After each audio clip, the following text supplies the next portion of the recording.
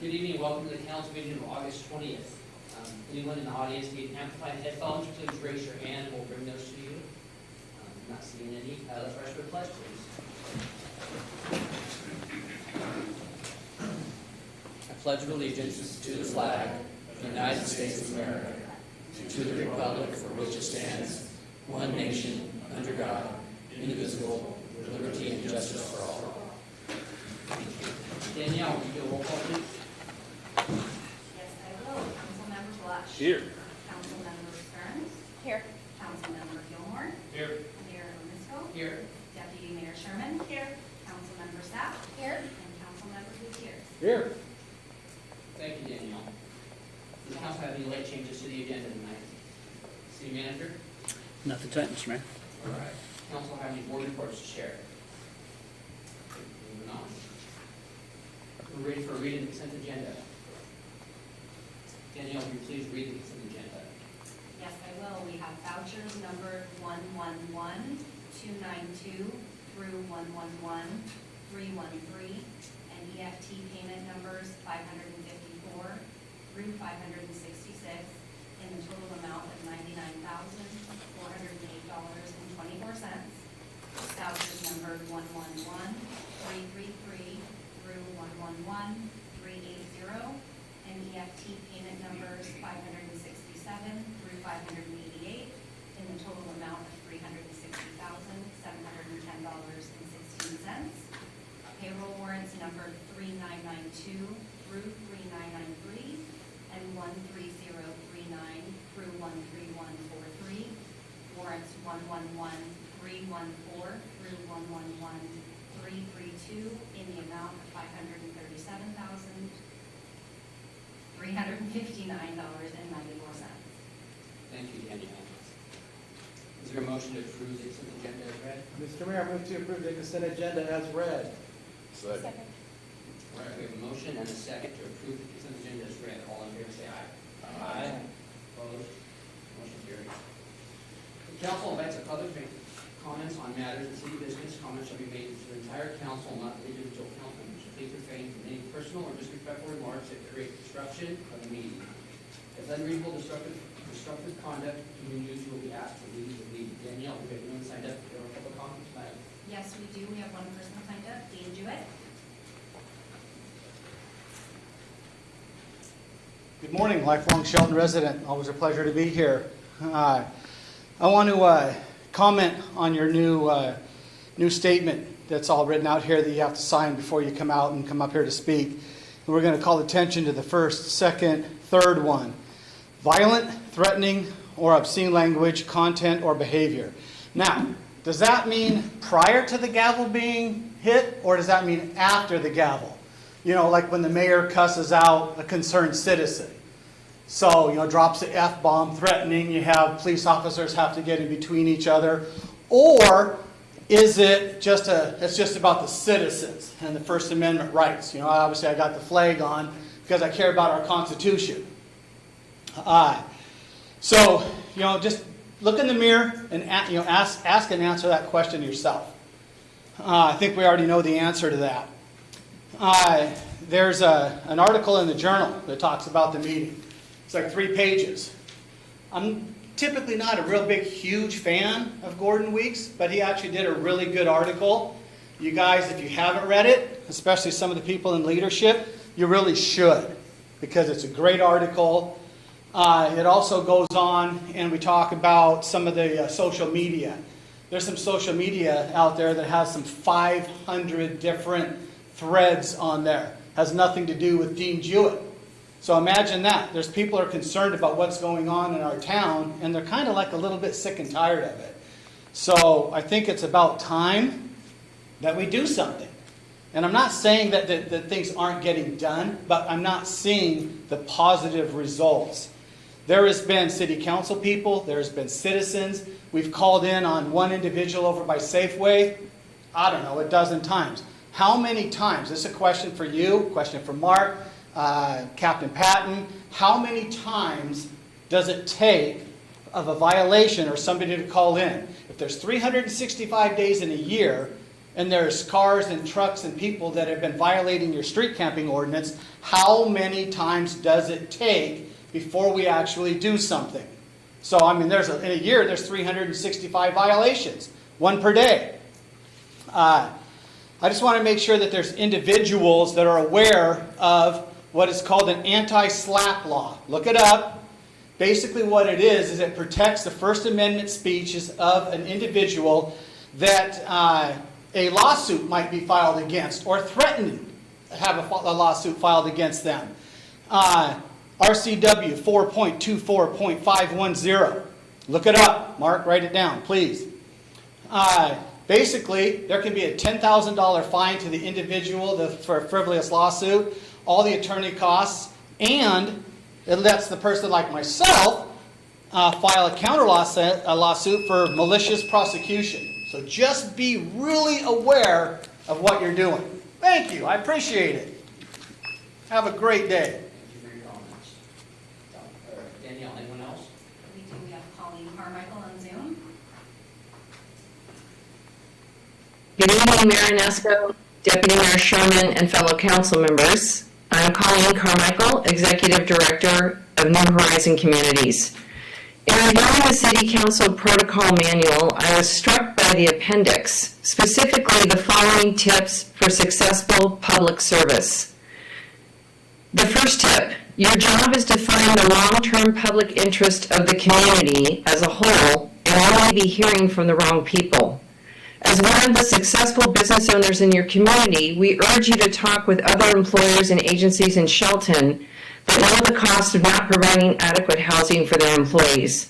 The FCS Group, the Chamber of Commerce, the Economic Development Council, PUD3, Squaxin Island Tribe, Mason County, Mason General Hospital, and the YMCA, to name a few. Another tip, be concerned with the long-term future. To avoid unnecessary expense and delay, and to avoid taking short-term gains at the expense of long-term losses. For the past 3 years, we've been presenting evidence-based practices and verified data that has shown housing and services is a long-term solution to homelessness. We've also presented numerous studies that have shown that high cost and ineffectiveness of passing ordinances to reduce the number of people who live on the streets. The City of Shelton can't afford to waste any of its resources on solutions that are not cost-effective or don't yield long-term results. In addition, we've heard a lot of talk about the safety of living in Shelton and Mason County. In researching the data provided from the Sheriff and Police Department in the Washington Association of Sheriffs and Police Chiefs, Mason County and the City of Shelton have extremely low rates of crime and have for the past 3 years. Both the police and sheriff departments have demonstrated they are effective in doing their jobs. Crime is staying low, but the number of homeless continues to grow every year for the past 3 years. It is irresponsible to listen to fear without checking data to see if there's any truth to what is being expressed in public meetings. The City Council has been quick to respond to the needs for more public safety by using sweeps and citations to move homeless people out of Brewer Park and other downtown areas. You have not responded as quickly to the need for more housing and services. It is a fact that the homeless count continues to escalate the past 3 years, but the crime rate doesn't. What other data would you need to see to make you support more housing? If data and research has been verified from outside sources is not enough to make you act, your actions tell us that you are making decisions based on bias and fear, and not based on what is best for the taxpayers of Shelton. Thank you. Thank you, Colleen. Next, we have Dave Redmond on Zoom. Good evening, Mayor, Deputy Mayor, and council members. I'm Dave Redmond. I'm a retired Army officer, and I'm a program supervisor at Shelton Veterans Village. There is undeniably a homeless crisis happening across the state. Yet arresting our chronically homeless population is not the way to solve the crisis, and asking them to move to another city is even more ineffective. I listen to these council meetings. I hear citizens vilifying the homeless, blaming them for every unsafe feeling and missing piece of property. They say that the city and our first responders have failed us, but the numbers from the Association of Sheriffs and Police Chiefs are painting a different picture. The NY Washington State Crime Report shows the majority of crime categories with substantial reduction in numbers. Our local responders have done an amazing job at protecting people and property in both Shelton and Mason County. Of the crimes and offenses that do occur, pointing a finger and stating that the homeless are to blame and making the area unsafe is a statement based on emotion, not one of logic or intellect.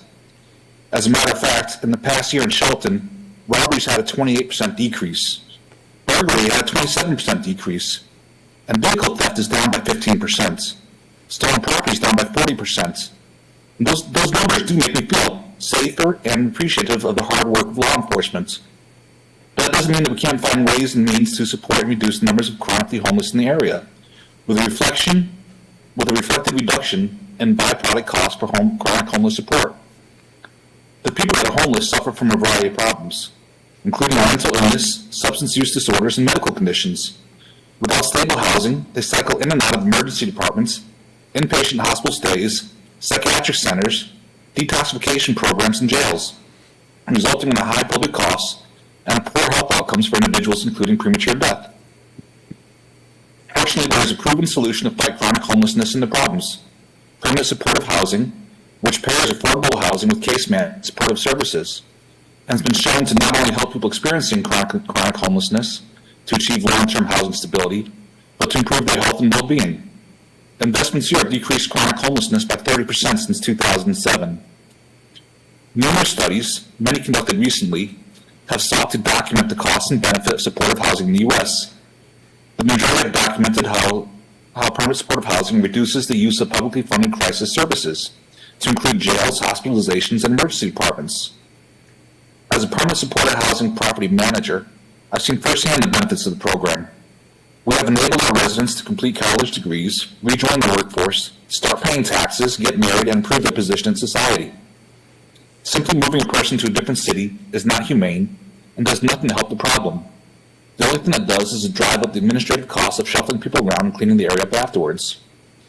Isn't it more cost-effective to put solutions into place rather than revisit the same problem over and over as each city pushes its transient population back and forth? Thank you, Dave.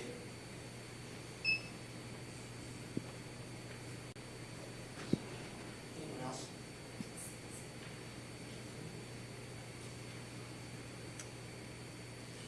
There he is on screen now. Jeffrey?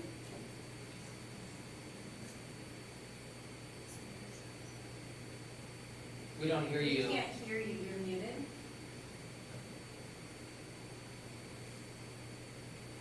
There we go. Does that work? Yep. Excuse me. I can't find anything to raise your hand here. I'm Jeffrey Dennis, and I reside in Shorecrest. Can you hear me? Yes, Can you hear me okay? yes, we got you. Okay. I read in the journal that you will decide tonight whether to sign a contract with the security company, Flock Safety, to install cameras at all entrances to Shelton. I just sent each of you an email with several articles about that system, including an analysis from the ACLU, a legal analysis regarding the problems with this system, including a couple of lawsuits over misidentification of due to the AI problems. This system is not merely a license plate tracking system, but an AI system that creates a fingerprint of each vehicle, uploads the data to the Amazon cloud, and allows local police and federal agencies to download and save that data. The fingerprint includes not only the vehicle make and model, but particular details such as a rusty fender or a medical bumper sticker. While the company says that the data is deleted in 30 days, that is true only for their servers, not the local, state, or federal agencies who may download and save the data indefinitely and share that data with other agencies with no protections for citizen privacy. Since Shelton is one of the primary entrances to Mason County, this will impact all residents in Mason County who drive through Shelton, as well as all tourists heading to the Olympics, in effect creating a potentially permanent record of the travels of Mason County residents and tourists in government databases with no oversight or public accountability. Shelton and Mason County residents have not been adequately informed about this mass surveillance system and have not been given an opportunity to comment on its adoption. I request that the city council postpone any action on this until both county commissioners and city council members can gain full information about this technology and allow the public to have a voice in whether we wish our vehicles to be surveilled. Thank you very much. Thank you, Jeffrey. I don't see anyone. All right. We have several presentations this evening. Our first one is the LTAC report.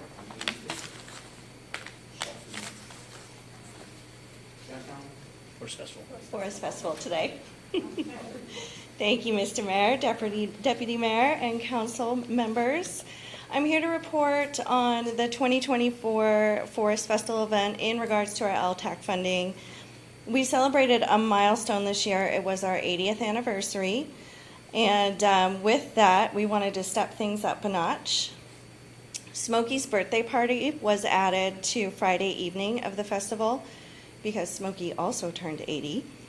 And we were amazed at the turnout of this new event. I'm going to talk a little bit more about that later. We also created banners of all 80 Forest Festival queens and displayed them in businesses along the parade route. This was a huge hit, and we look forward to this display again, over and over, and adding to it. We felt it really spruced up downtown and got people more excited about the event. Additionally, for the 80th celebration, all past royalty members were invited to be part of the parade.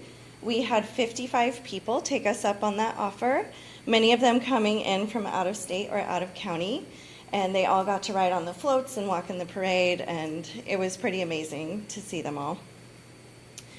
Here's a quick report of each event. Goldsboro Creek Run happened Saturday morning, June 1st. There were over 140 entrants. Entrants not only came from Mason County, but Thurston, Cowlitz, Kitsap, and Pierce. The firefighters' pancake breakfast fed almost 600 people, which is up 115 people compared to previous years. The Paul Bunyan Grand Parade saw 97 entries, which was definitely our biggest parade in a long time. Entries came from all over the area, including Port Townsend, Port Orchard, and more. The parade's pre-show of the Family and Pet Parade and the Tenino Motorcycle Drill Team are always fun to watch as well. We had 65 vendors between Saturday at Loop Field and Sunday at the car show, which was an increase from last year as well. And at least a quarter of those vendors traveled from out of county to visit us. It's estimated that roughly 3,000 people attended the logging show. Our vendors stayed busy the entire duration of the show. Forest Festival is now paying a production company to put on that show as Steel Timber Sports reconfigured their own competitions and are no longer doing some of those smaller shows that they bring to the area. So that's an added cost for us that will continue. Our carnival was well attended. Shelton also benefited from the cancellation of another event in the state. And so our carnival showed up early. So we got an extra weekend with them over the Memorial Day holiday. It's one of the best years for the carnival in history. The carnival company loves the location we're in. Being right off the highway, it attracts a ton of people. So it's always very busy for them, which is awesome. Rock in the Forest at our community credit union was Saturday evening. It was well attended. They had a fabulous headliner with the Olsen Brothers Band, and they also had Lester Crow Trio and the Kyle and Darren Band. And we estimate around 3,000 attendees for the fireworks show that night. Sunday, June 2nd, it was a torrential downpour, causing the car show to only see 66 entries, when normally they see about 400. This is put on by the Shelton High School and JROTC Booster Club and Cadets. And they did their best to create a nice event for the people that attended. And our community really came together after the event.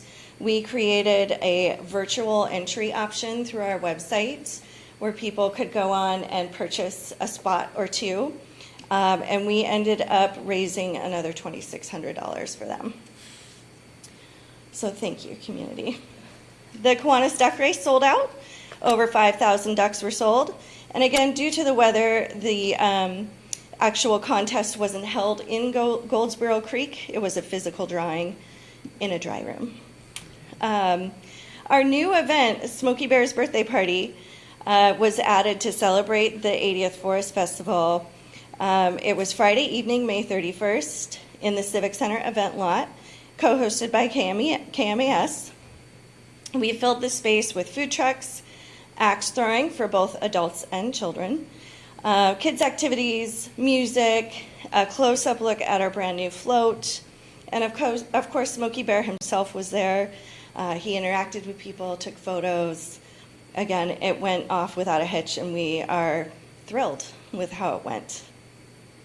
Then after Forest Festival, we held our royalty tea party on July 14th over at the Colonial House, courtesy of Green Diamond. And this is our 4th annual royalty tea party. We had 80 guests. It's a ticketed event, and all the kids have a ton of fun meeting the royalty and playing games in the yard, and of course having crustless sandwiches and tea. This year, we invested in our new float.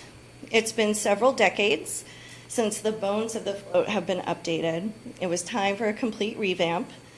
And now we are working on a new trailer for that float for some additional room and ease of loading. Our royalty court attended about 6 other festivals with the float, always winning an award for the float and their enthusiasm.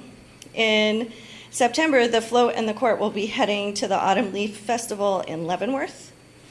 Additionally, they visited numerous area civic groups and schools. We look forward to crowning the 2025 Royalty Court at Coronation in February or March. These young people continue to be ambassadors for Mason County, representing what is wonderful about where we live.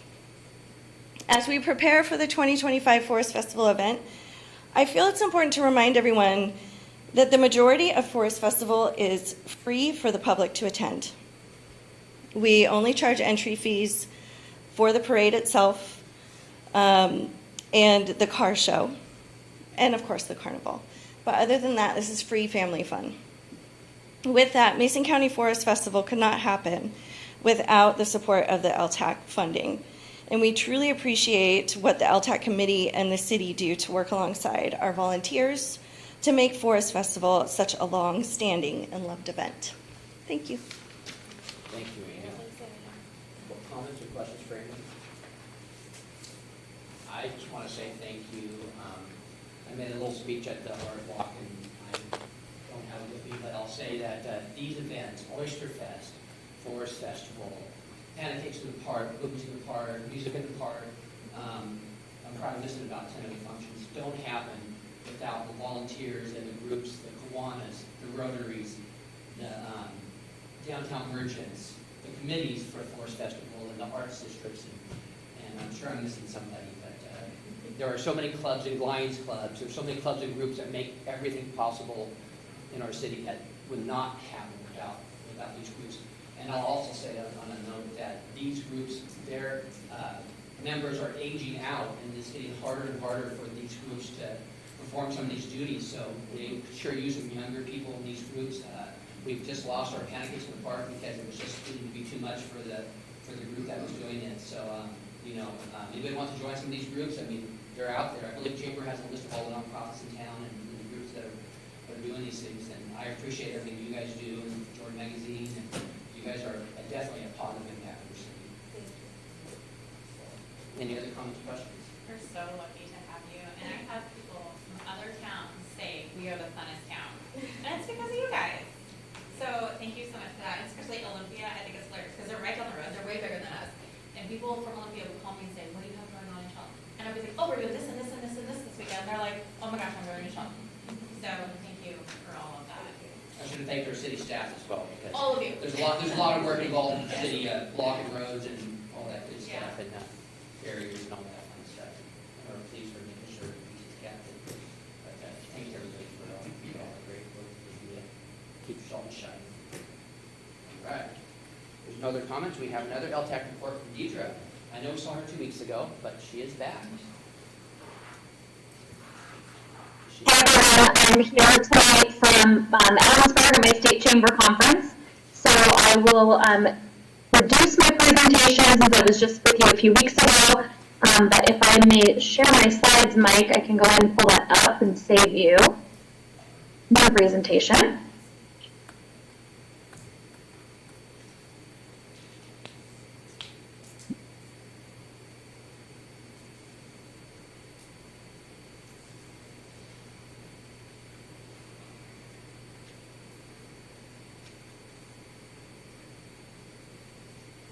All right, so here's our second quarter visitor information services update for the City Council.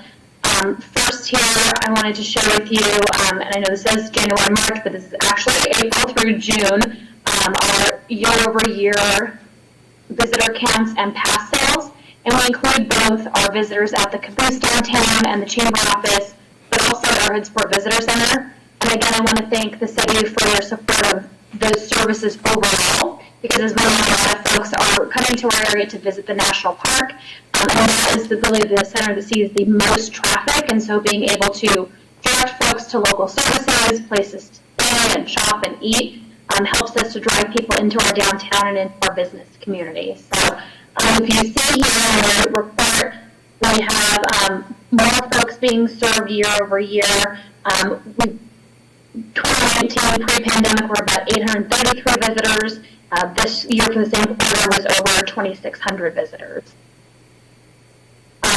We also have here the Facebook pages of the Chamber, so both the Chamber of Commerce page itself and our Hood Canal Visitor Center page, which does a lot to get news out about really time-sensitive information in the area. For example, right now the Browns Creek fires that have been going on, and the hiking areas being closed has been a huge impact to the traveling public. And so working with our connections within the Forest Service and National Park, the rangers do an incredible job of sharing information with our volunteers, and we then share that out.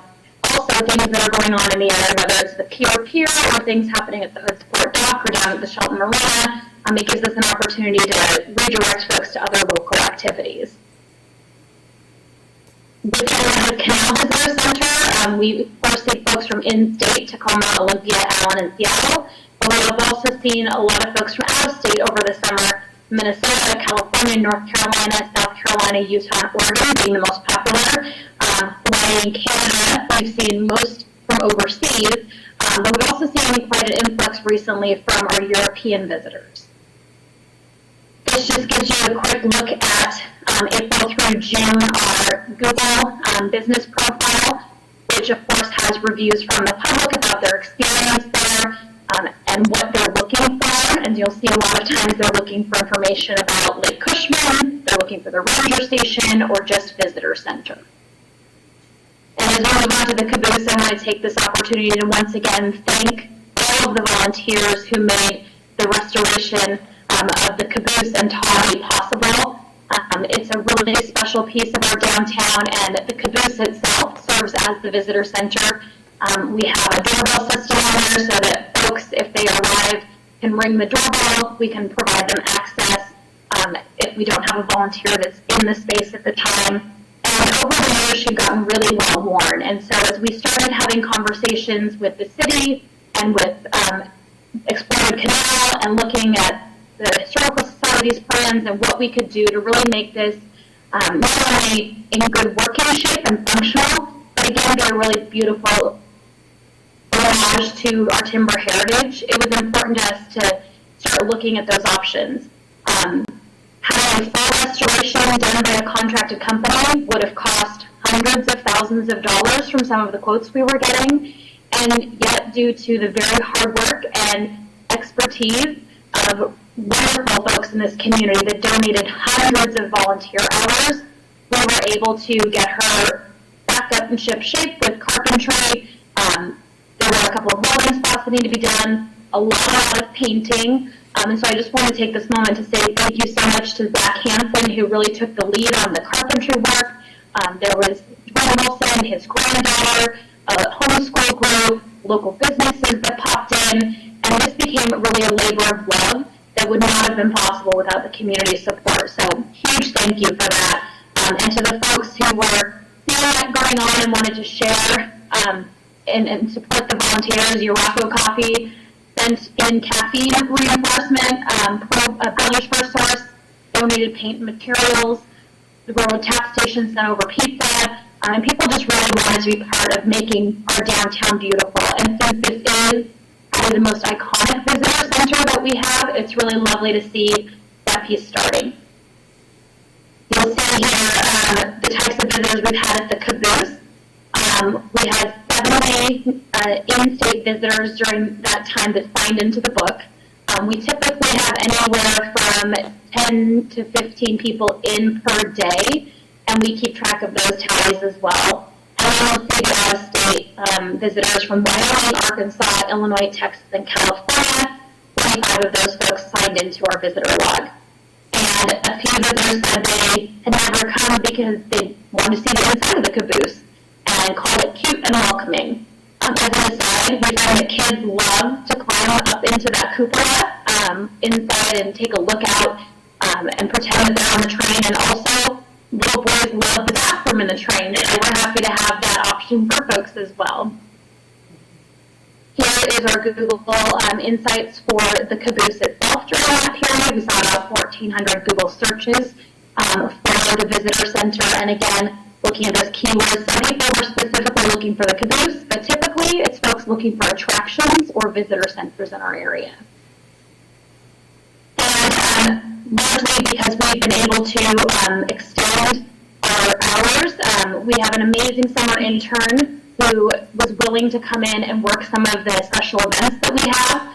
So even though our contract with the city only has hours during the weekdays, we wanted to make sure that we had presence when there would be visitors in town on the weekend. Of course, we always have access to Explore Hood Canal and an amazing array of resources there.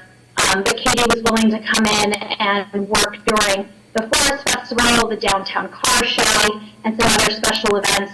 So during Art Walk, the chamber office itself was open, which is an auxiliary visitor center. And so being able to augment our contracted service hours with some additional time hopefully caught us even more folks coming through and wanting to know about the area and what they could do.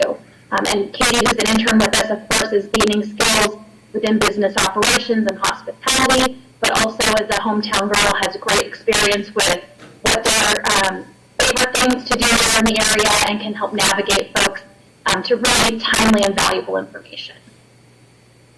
And that's all I have for you today on the second quarter LTAC report. I thank you all for your time this evening. Comments or questions for Deidre? Again, thank you, Deidre, and the chamber for all the hard work you do as well. Do you know how many attended your business expo downtown? Oh goodness, we estimate that we had over 3,000 people attend that event. That is something that, of course, is not funded by Lodging Tech, but we do have a lot of visitors that tend to show up for that. It was our largest from a vendor perspective. We had over 100 individual registrants, so about 30 more booths than last year, and it continues to grow year over year. And huge thanks to Danielle and the Public Works team and everyone from the city who helps us make that happen, because those special events really do help highlight all the amazing things we have going for us here in Shelton and Mason counties. Again, thank you, Deidre and Amy, for all the hard work you guys do. I know it's a lot of work to put this stuff together. I'm sure there's multiple meetings throughout the year to plan a parade and car shows and everything else. And on a separate note, the NJ to ROTC, they normally make around $8,000 for that car show. It's their biggest fundraiser they do a year, and that's how they pay to go on their trips to for meets, their meets. So that's really hard for them. I didn't know that you set it aside. I didn't see it, so I would definitely be donated to that as well. But all right, we will move on. We have one more presentation from Mike Givens, our Finance Director. Thank you, Mayor, Deputy Mayor, and members of council. Believe it or not, we have 50% of the year represented here with the June financial report. It's with that 50% kind of look at the city's funds. It's a really great spot. We've been using it for budget development because it's that nice way to kind of look and see, okay, if all expenses, were equal, which we know they aren't all. Many of them can be. It gives department heads and other cost center managers a nice place to look at their budget and say, where are we at this 50% mark? On page 1, I'm pleased to show you that, we have a favorable variance in the general fund. I'm going to keep my remarks kind of brief on this tonight because next week we have a look at the 2025 budget and we'll use this as a reference. But to highlight some parts of it, that revenues exceeding expenditures was really not expected. It's certainly not something you turn away. I'll take you through a few of the things that have happened on that a little bit later in the report. But, we're looking at that revenue being higher than budget and expenditures being a little bit less. We typically expect that expenditures will be a little bit less simply due to just not being able to fully expend every line item of the budget. That amount, just over $255,000, it represents about a 2% savings, if you will, which is pretty much where we would want it to be. We certainly would hope that it's not much higher than that because, that means there's some parts of the budget that either aren't being expended well or we're not planning well. Sometimes there's a reason for that, but, I bring that up because our margins are pretty lean. In other words, what we budget in the general fund, we're pretty much expending. There's not much of variance in there that we can count on. And so as we're working on the 2025 budget, and as you'll see next week and in the formal presentation of it later in the fall, there's tight margins in the general fund. And I know you know that, but I just emphasize that because you really see it here. Even though revenue's up and that's great, that happens to be a really slim margin for us. A little bit further down the page, kind of midway, we break down the ending fund balance. We have the 20% of reserved amount per council policy and then the unreserved fund balance. We'll be talking with you more next week at the study session about what we're looking at and getting your advisement on that unreserved fund balance. It's one-time money that can be used for pay-as-you-go types of capital outlay or other one-time expenditures. And so the city manager and I were looking at it. We've been looking at it a lot, let me tell you.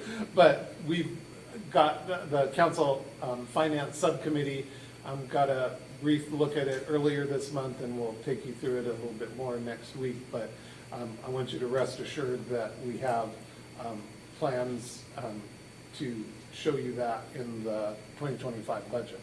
So on page 2, we break down the general fund revenue, and this is where I wanted to give you a little bit more detail.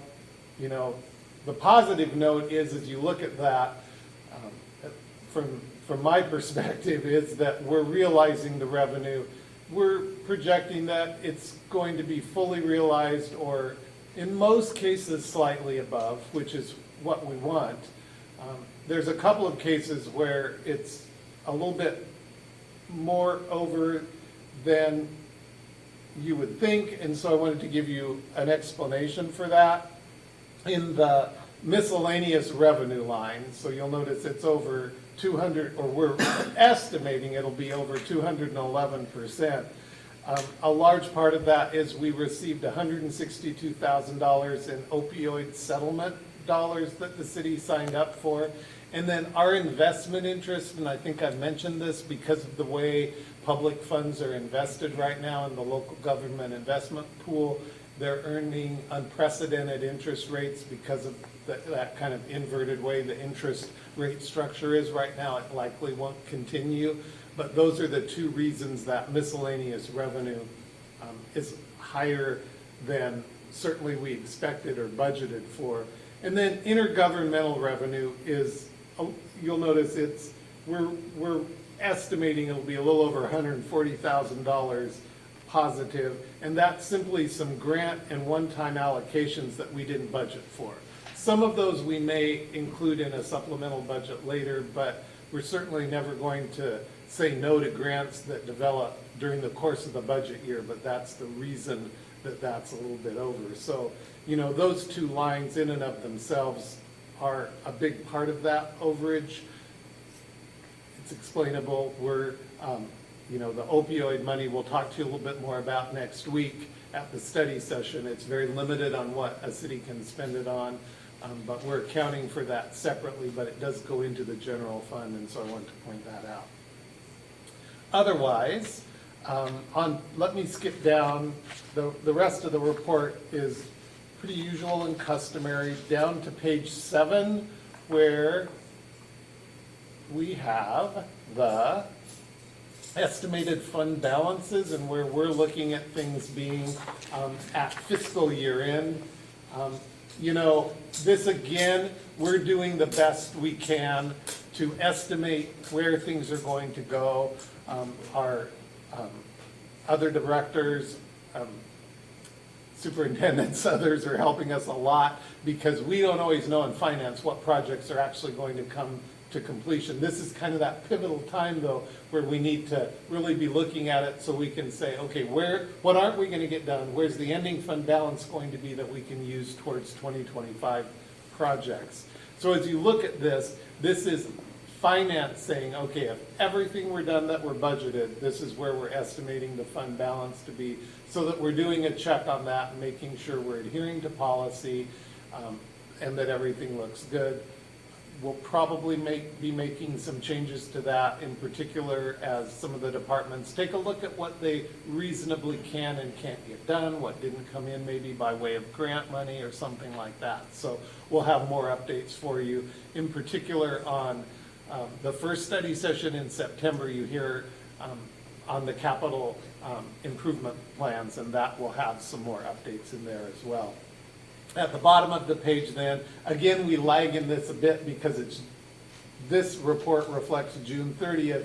We're in August. Some of these positions are filled, I'm pleased to tell you, so those vacancies aren't quite as much. I think we have 2 of the police positions filled, so there's only 1 vacancy there. We filled a GIS position and a position in community development. So there's some headway made on that, but we reported as of June 30th. And then on pages, the remainder of the report, pages 8 through 12, it is an overview of the citywide funds showing budget, the revenue, and then expenditures, starting with the general fund and moving through each of our city funds so that we're being transparent with you and the public on where we stand at the end of June. I'm happy to answer any questions, but again, we'll be back with a lot more next week in your study session on budget. Thank you, Mike. Any comments or questions for Mike? Yeah, I have a question on page 2. Can you explain to me the negative 30.9 under fines and penalties, what that means? Sure, so that just means that in that category, let me get up to page 2 here. On that category, we're estimating that we're not going to collect all that revenue. So that's largely, you know, each of these categories has so many things in them. It includes citations that police write, it's other things from municipal court. But given kind of where our revenue is through June at $37,340, we're estimating that to come in at just over $63,000. For the 2025 budget, I'm lowering that expectation a little bit because in looking at the last, well, take fiscal years since COVID, so 21 through 24, we're historically under collecting there. So to give a little bit better prediction on that, I lowered the budget, and you'll see that as the 25 budget rolls out. Thank you, Mike, and I'm sure that we have a different conversation for you and your staff, city manager last year, and all the department heads putting their heads together to put us in a better position this year. So, Thank you.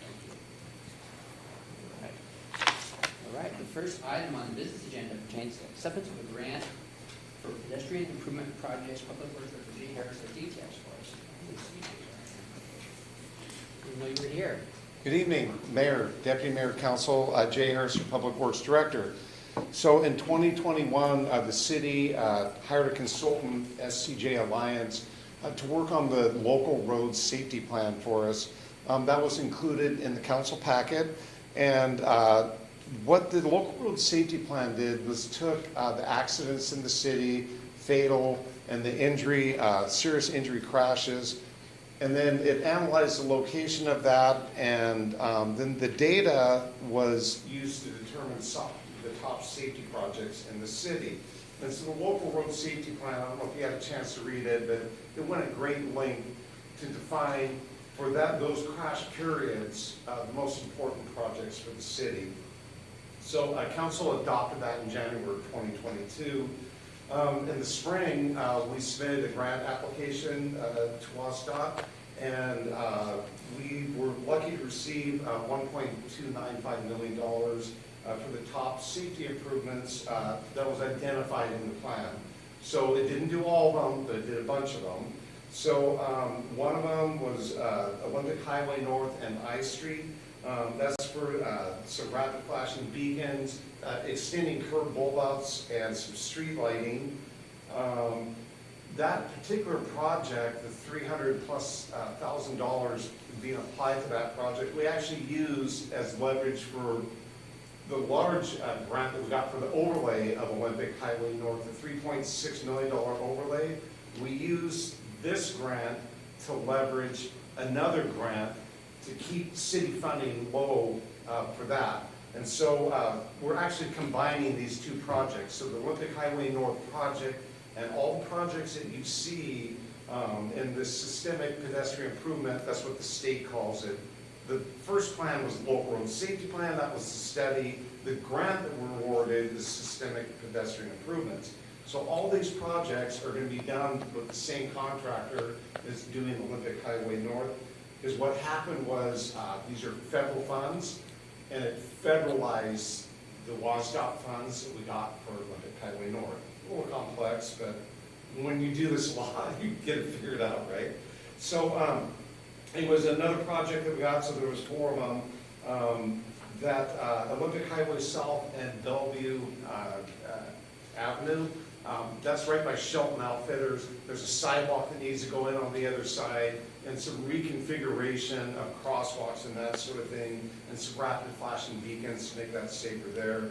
And then another project down Railroad and 3rd, and so that will sort of space out the pedestrian crossings, the flashing crossings on Railroad Avenue at about 3-block intervals. So that was Railroad and 3rd to do some flashing beacons there and some curb ramps. And then the last one was to just look at the signal at Railroad and 7th up here and look at some left turn improvements where you actually have a left turn arrow, a protected left turn movement. You're getting people backing up and some congestion there. So there's a study that's going to be done on that. So we're working on an engineering consultant right now. I'm putting out an RFQ for the Olympic Highway North project that's comboed with all of the projects that I just spoke of. The goal is to get the design done and out to bid later next year and be constructing in the early spring of 2026. The largest impact is going to be Olympic Highway North pavement for the whole corridor. You'll see it's somewhere around B Street, C Street is where the last project ended, all the way to Wallace Nealon. And we're looking at K Street signal, and because it's sort of an interim temporary signal, some better street lighting, some driveway approaches that need to be replaced, some that need to be removed that aren't necessary, that sort of thing. That is the end of the staff presentation. Thank you, Jay. Do we have a motion?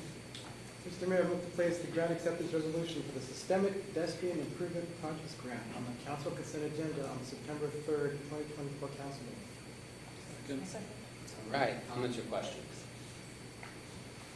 So after we got at least 4, I'm sure, well, this is extensive, but at least we got 4 of them done. Great job getting the grants.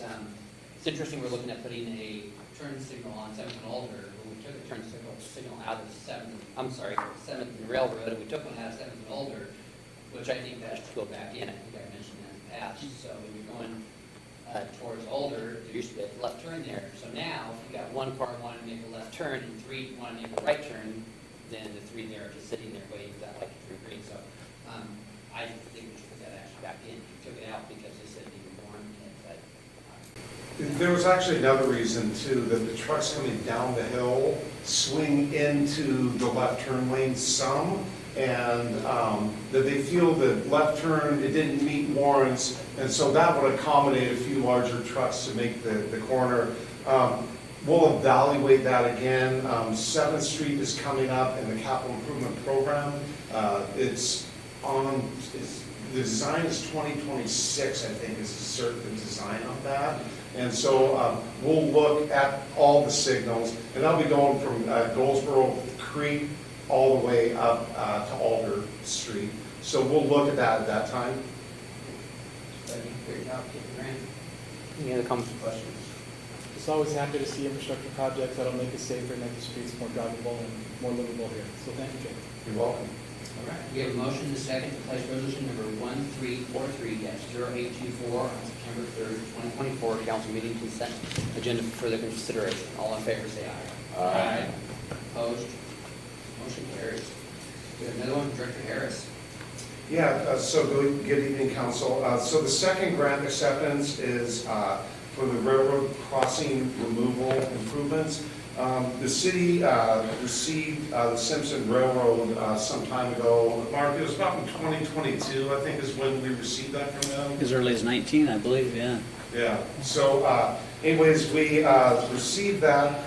A bunch of railroad crossings came along with that.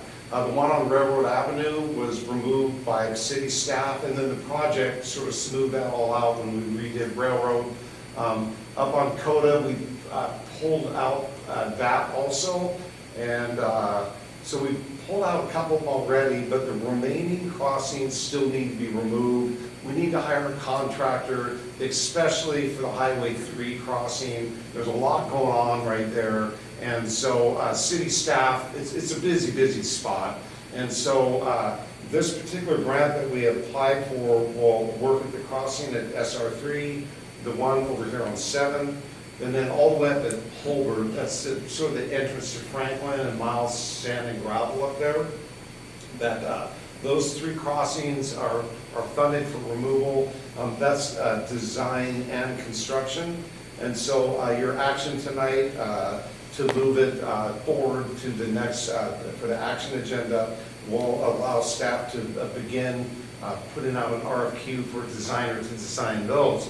We're going to release that RFQ at the same time as Olympic Highway North. It might be the same engineer, it might not be, it'll be a separate package though, going out. I do have a motion. Mr. Mayor, I move to place the grant acceptance for the resolution for the railway crossing removal grant on the council's consent agenda for September 3rd, 2024 council meeting. Second. All right, comments or questions? I just wanted to say, as part of the Shumpton Public Parks District, all the members are excited about creating this next step in connecting our parks, making the city more walkable and livable.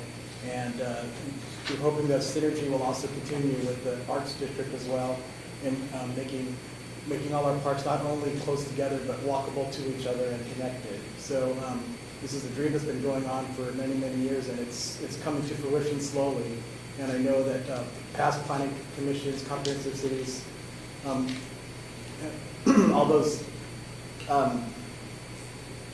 entities that we brought together to talk about our future of the city has this in mind, is making this a more walkable and livable place, and this is a big part of it. So thank you, Jen.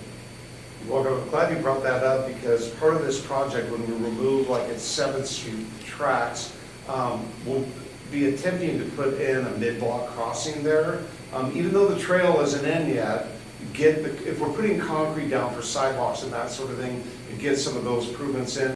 The same thing down on SR3, that needs to be looked at because of the second trail that's supposed to be going in out to the marina. that trail, that's all in preliminary design, but we want to sort of get that set up to get people to get across to the other side from the Simpson Railroad to go all the way out to the marina. The corridor still hasn't been defined 100%. There's some planning studies that need to be done for that project, but that'll be another great thing to connect the marina all the way to the Simpson Railroad corridor. That will take you all the way up to about Miles Sand and Gravel, right now to the end. So then there's a lot of spin-offs from that. I can go on and on and on. Some of it is going to be our transportation comp plan and the non-motorized component. We're paying a lot of attention to that and how we make pedestrian connections within the city.